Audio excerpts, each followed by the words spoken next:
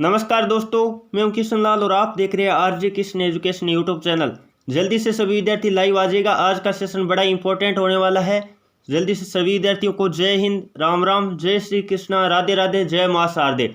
चलिए दोस्तों, आज के सेशन की शुरुआत करते हैं। इससे पहले जो विद्यार्थी पहली बार चैनल पे आए हो, चैनल को सब्सक्राइब कर लो और बेल आइकन को भी ऑन कर लो, ताकि जब भी लाइव क्लास का टाइम हो तो आपके पास नोटिफिकेशन आ जाए और आप शुरुआत से क्लास देख पाओ। आगामी जिनका भी एग्जाम है अगस्त में, उनके लिए हम आर्मी रिटन एग्जाम की प्रिपरेशन करवा रहे हैं। तो जो भी साथी रेगुलर क्लास नहीं लेते उनको भी बता दीजिएगा, अपने साथियों को हम रेगुलर क्लास प्रोवाइड करें। आज बात करें हम आर्मी जीके जीएस का मॉक टेस्ट लेंगे, जिसमें पूरे 30 क्वेश्चन हमने इंक्लूड किए, 15 जीके और 15 साइंस। बड़ी शानदार आज की क्लास होगी। देखते हैं कितने विद्यार्थियों के कितने कितने क्वेश्चन राइट होते हैं। अंत में आपको कमेंट करके भी जानाएं कि सर हमारे इतने क्वेश्चन राइट हुए। चलिए दोस्तों, फर्स्ट क्वेश्चन की तरफ बढ़ते हैं। फर्स्ट क्वेश्चन आपके स्क्रीन के सामने लेते हैं।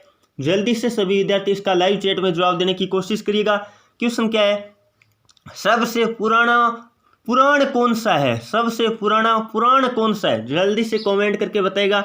देखते कौन कौन विद्यार्थी सही जवाब दे पाते हैं। जो ऑप्शन नंबर सी बता रहे मत्स्य पुराण, बिल्कुल उनका उत्तर सही है। मत्स्य पुराण की बात करें तो हम बात कर लेते हैं सबसे पुराना पुराण है। अब बात कर लेते हैं मत्स्य पुराण में वर्णन किस वंश का है? तो आंध्र सातवाहन वंश है, उसका वर्णन मिलता है। अब बात कर लेते हैं विष्णु पुराण है, उसमें वर्णन किसका मिलता है? मौर्य वंश का मिलता है। और वायु पुराण है, उसमें वर्णन बात करें तो गुप्त वंश का मिलता है। और पुराणों की टोटल संख्या की बात करें तो 18 है। यह क्वेश्चन काफी बार एग्जाम में आ चुका है कि पुराणों की कुल संख्या कितनी है, तो आपको करना है 18, आपको ध्यान रखना है। और ऋग्वेद है, वेदों की संख्या 4 है, जिनमें सबसे पुराना वेद की बात करें तो वो है ऋग्वेद। चलिए दोस्तों, अगला क्वेश्चन की तरफ बढ़ते हैं। अगला क्वेश्चन नंबर 2 आपके स्क्रीन के सामने दे रखा क्या है? भारत का प्रथम समाचार पत्र कौन सा है? बड़ा इंपॉर्टेंट क्वेश्चन है। एक नहीं, दो नहीं, कम से कम 7-8 बार आर्मी भर्तियों में रिपीट हुआ क्वेश्चन है। जल्दी से जवाब देने की कोशिश करिएगा। जो ऑप्शन नंबर क्या बता रहे? ए बता रहे बंगाल गजट, बिल्कुल उनका उत्तर सही है। ऑप्शन नंबर ए इसका राइट आंसर होगा। अब बात कर लेते हैं, ये बात करें तो आपको पता होगा 1780 में प्रकाशित हुआ था। कब हुआ था? 1780 में प्रकाशित हुआ था। और भारत का हम बात करें प्रथम समाचार पत्र है बंगाल गजट। और बात कर लेते हैं ये कलकत्ता, यानी जो कोलकाता कहते हैं हम, उसमें प्रकाशित हुआ था। चलिए दोस्तों, अगले क्वेश्चन की तरफ बढ़ते हैं। अगला क्वेश्चन नंबर बात करें 3 आपकी स्क्रीन के सामने है। बड़ा इंपॉर्टेंट क्वेश्चन है, बहुत ही बार रिपीट हुआ क्वेश्चन है, क्योंकि मैं रोजाना जो प्रैक्टिस सेट आपके लिए करवा रहा हूँ बड़े शानदार होंगे। एग्जाम में जब आप बैठोगे तब मालूम या पता चलेगा कि ये टेस्ट पेपर आपके कितने फायदे करेंगे।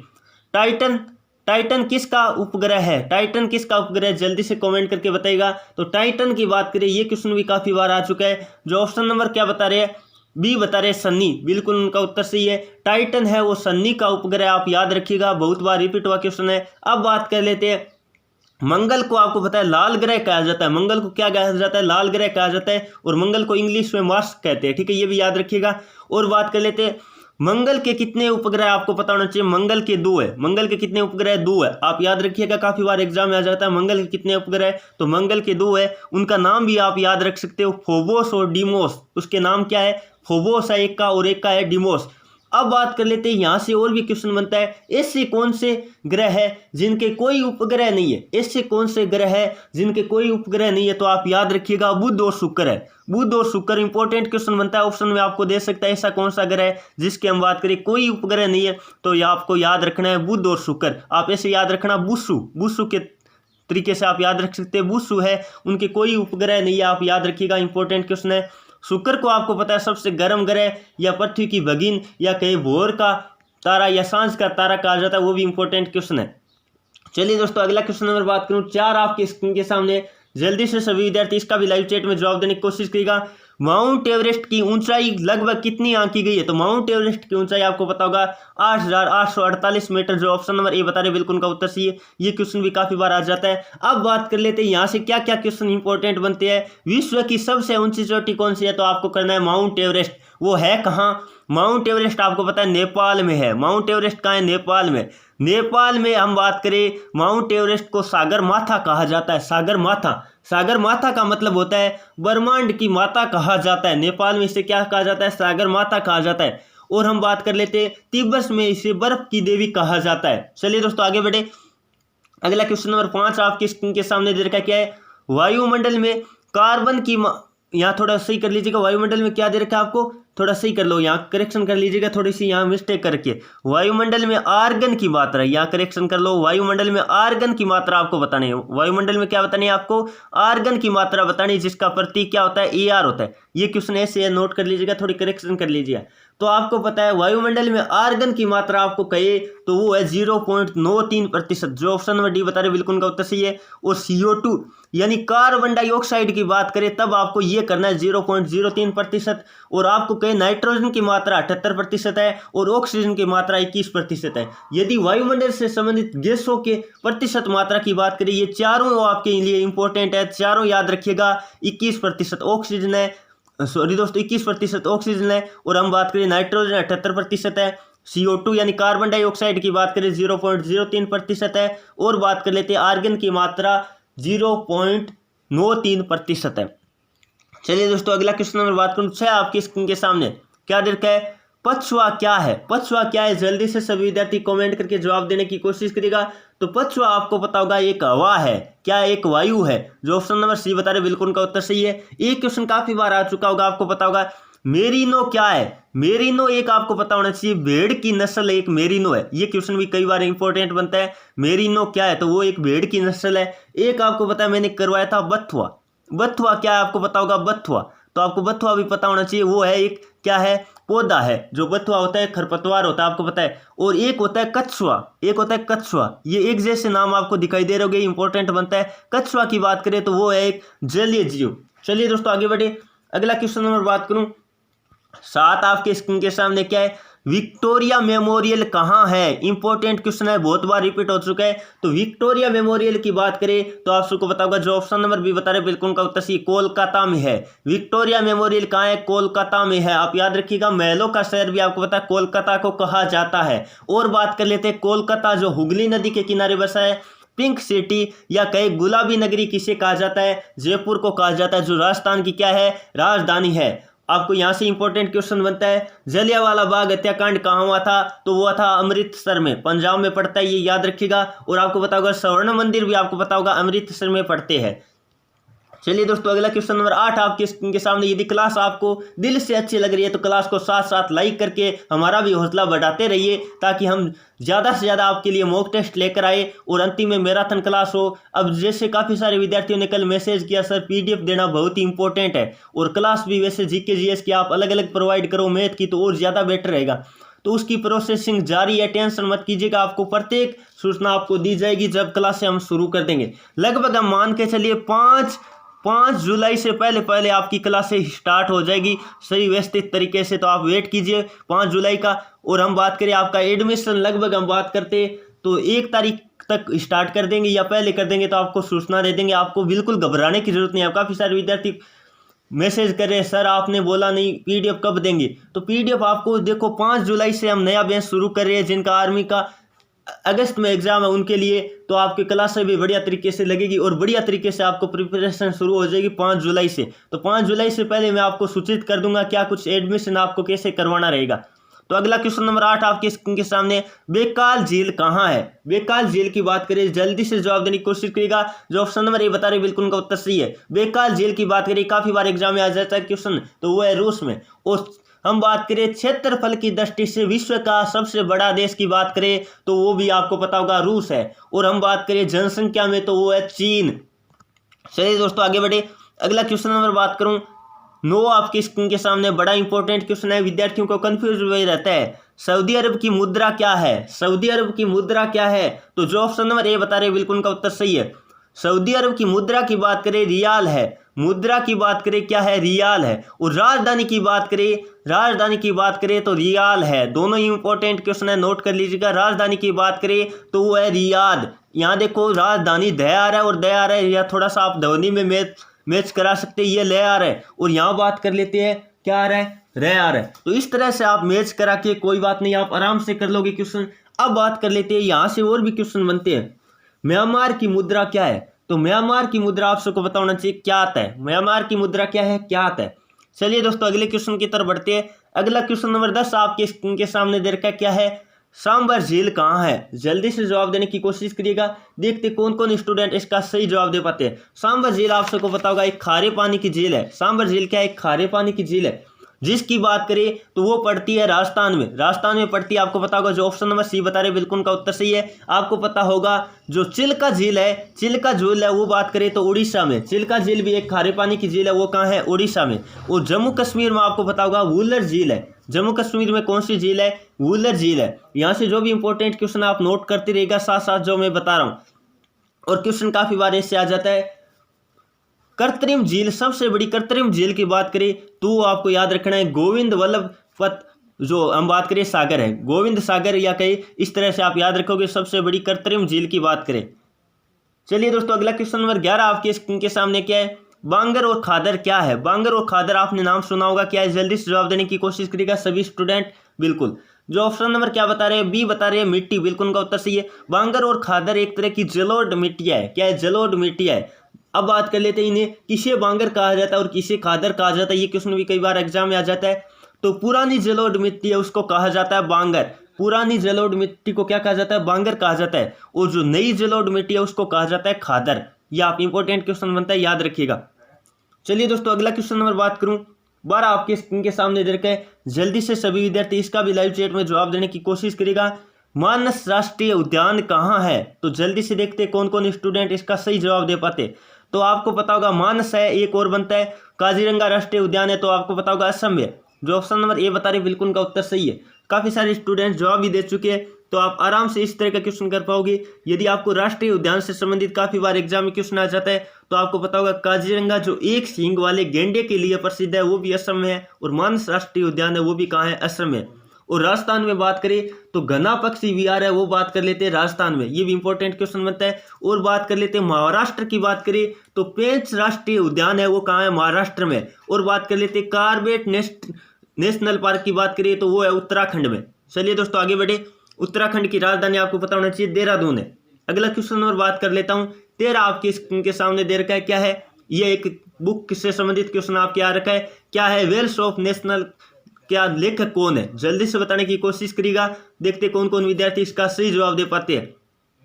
जो ऑप्शन नंबर क्या बता रहे हैं? सी बता रहे, क्या बता रहे? Adam Smith. बिल्कुल उनका उत्तर सही है। आपको पता होगा अर्थशास्त्र के जनक भी इन्हें ही कहा जाता है। और अर्थशास्त्र के लेखक की बात करें तो चाणक्य या कौटिल्य कह सकते हैं, जबकि जनक की बात करें तो वह एडम स्मिथ।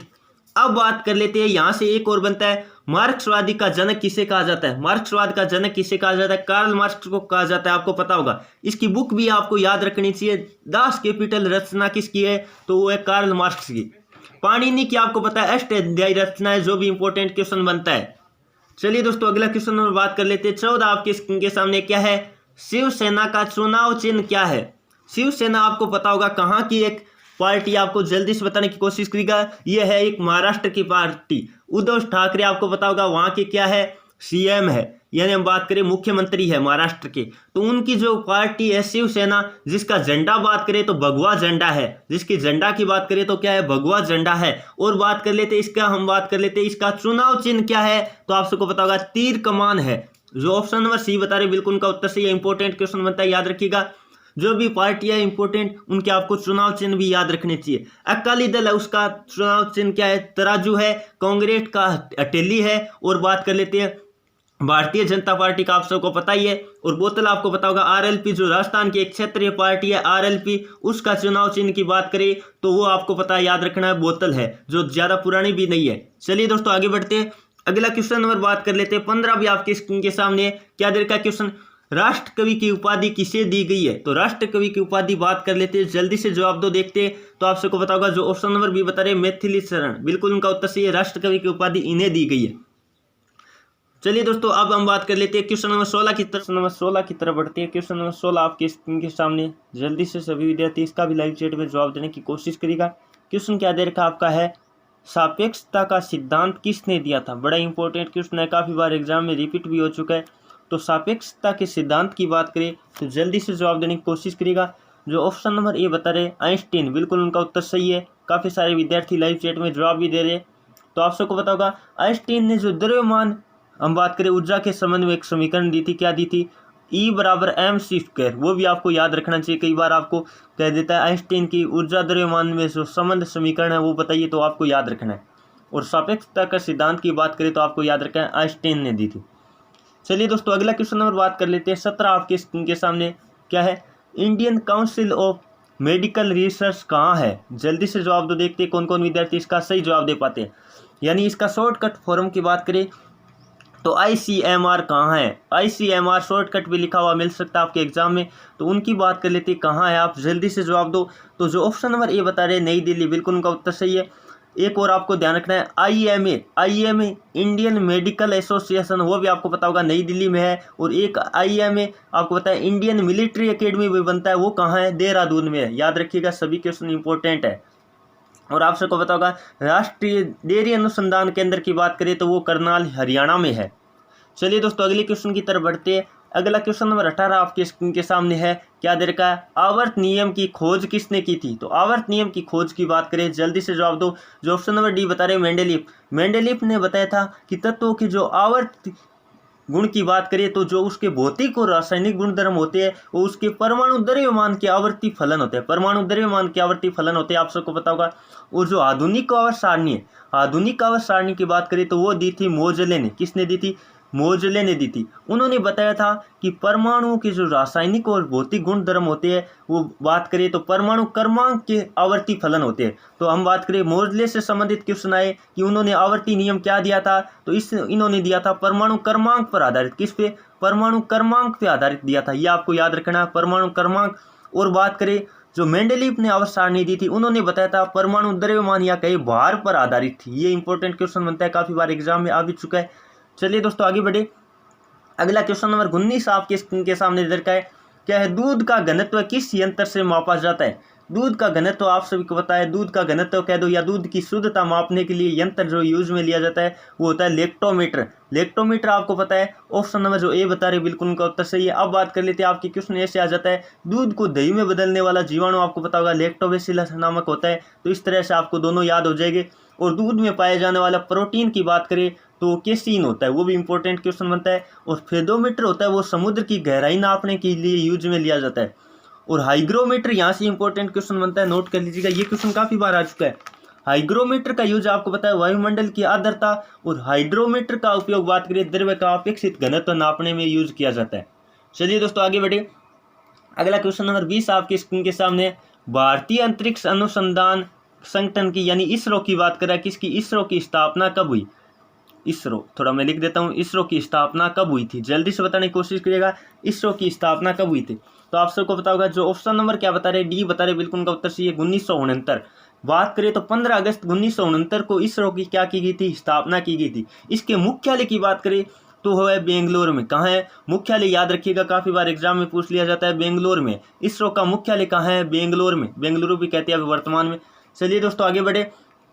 अगला क्वेश्चन नंबर बात करूँ 21 आपके स्क्रीन के सामने। क्या है? विटामिन सी का सबसे अच्छा स्रोत क्या है? विटामिन सी का सबसे अच्छा स्रोत की बात करें तो मैंने काफी बार आपको बता रखा है, विटामिन सी होता है वो खट्टे फलों में पाया जाता है। किस में पाया जाता है? खट्टे फलों में। अब खट्टे फल आपके ऑप्शन में कौन से है देख लीजिएगा। खट्टे फलों में क्या पाया जाता है? विटामिन सी की प्रचुर मात्रा होती है। तो जो ऑप्शन नंबर सी बता रहे आंवला, बिल्कुल उनका उत्तर सही है। आंवला हो गया, संतरा हो गया, जो खट्टे फल होते हैं उन्हें विटामिन सी पाए जाते हैं। अब बात कर लेते हैं गाजर में, बात करें विटामिन ए पाया जाता है। और विटामिन ए की कमी से रतौंधी रोग होता है, वो भी आप याद रखिएगा। गाय के दूध में भी आपको पता है विटामिन ए पाया जाता है। चलिए दोस्तों आगे बढ़े।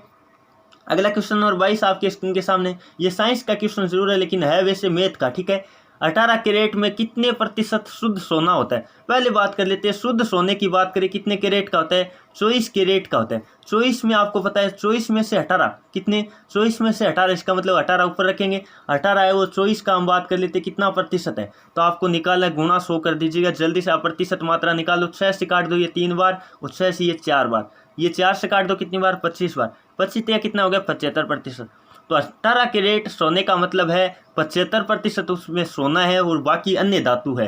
तो जो ऑप्शन नंबर क्या बता रहे? बी बता रहे, बिल्कुल उनका उत्तर सही है। अब काफी बार क्वेश्चन ऐसे आ जाता है, सोने के आभूषण बनाते वक्त उसमें क्या मिलाया जाता है? तो तांबा मिलाया जाता है, ये भी आप याद रखिएगा। शुद्ध सोना जो 24 कैरेट का होता है उससे आभूषण नहीं बनाए जा सकते हैं। और सोना आपको पता होगा सर्वाधिक तन्य धातु भी सोना है। और सर्वाधिक विद्युत की सुचालक की बात करें तो वो होती है सिल्वर या कहे चांदी होती है। चलिए अगला क्वेश्चन नंबर 23 आपकी स्क्रीन के सामने, मानव शरीर में सबसे प्रचुर मात्रा में पाए जाने वाला तत्व कौन सा है? तो मानव शरीर में आप सबको पता होगा, जो ऑप्शन नंबर ए बता रहे कार्बन, कार्बन की मात्रा मानव शरीर में सर्वाधिक पाई जाती है। तो ऑप्शन नंबर आपका क्या राइट होगा? इसका ऑप्शन नंबर आपका ए राइट होगा। काफी सारे विद्यार्थी लाइव चैट में जवाब भी दे चुके हैं, तो आप आराम से कर लोगे। और वायुमंडल में सर्वाधिक मात्रा आपको पता है नाइट्रोजन की पाई जाती है 78%। ऑक्सीजन का परिवहन आपको पता है रक्त के माध्यम से होता है, ये भी आपको पता होना चाहिए, हीमोग्लोबिन या रक्त के माध्यम से। चलिए दोस्तों अगला क्वेश्चन नंबर बात कर लेते हैं। 24 आपकी स्क्रीन के सामने क्या दे रखा है? सौरमंडल में कौन सा अत्यधिक तीव्र या चमकीला ग्रह है? बड़ा इंपॉर्टेंट क्वेश्चन है। अत्यधिक चमकीला ग्रह की बात करें तो आपको पता होगा, जो ऑप्शन नंबर ए बता रहे शुक्र। सर्वाधिक गर्म ग्रह की बात करें वो भी शुक्र है, आप याद रखिएगा। और शनि का भी बता रहा था उपग्रह, जो टाइटन होता है उससे क्वेश्चन काफी बार आ चुका है। टाइटन किसका उपग्रह? तो वो है शनि का। और यहाँ से जो भी आपको पता होगा, मंगल को बात करें तो लाल ग्रह कहा जाता है, वो भी इंपॉर्टेंट क्वेश्चन बनता है। और पृथ्वी को आपको पता है कौन सा ग्रह कहा जाता है, ये आज आप कमेंट करके बताइएगा। चलिए अगला क्वेश्चन नंबर 25 आपकी स्क्रीन के सामने क्या है? अदिश में परिमाण होता है, आपको मैंने बता रखा है, एक होती है अदिश राशि और एक होती है सदिश राशि। देखो आपको शब्द देखोगे तो आपको पता चल जाएगा।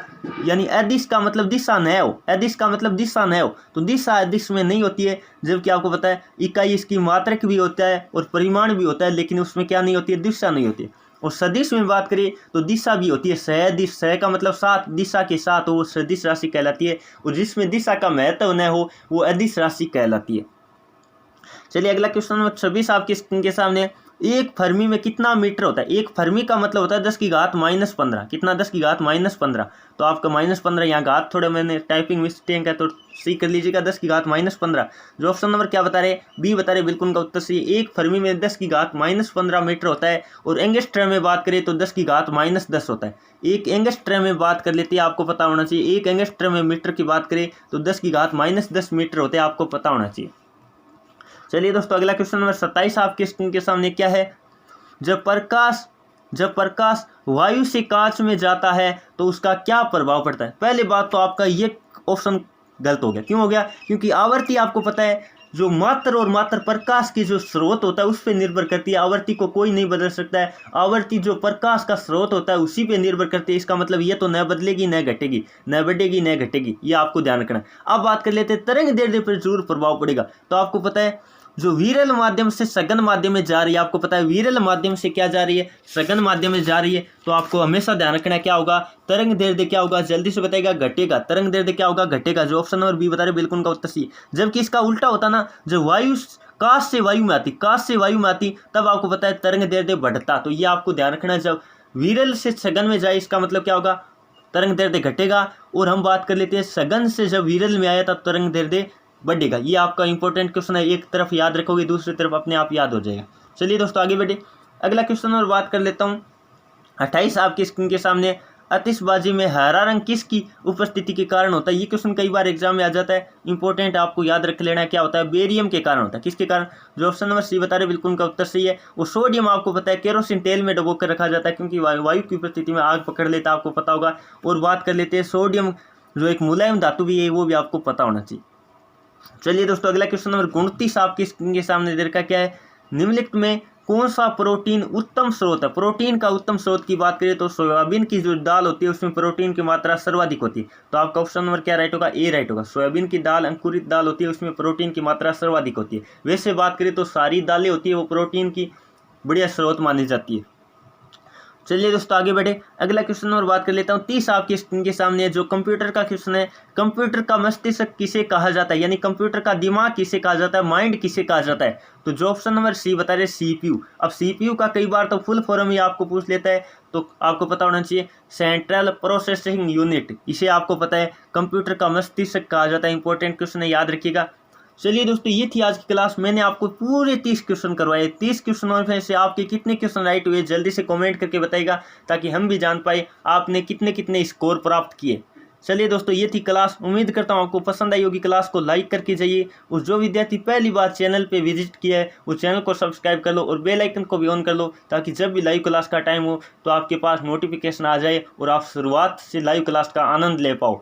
चलिए आज की क्लास में इतना ही, फिर मिलेंगे कल 11 बजे। Thank you for watching. जय हिंद, जय भारत।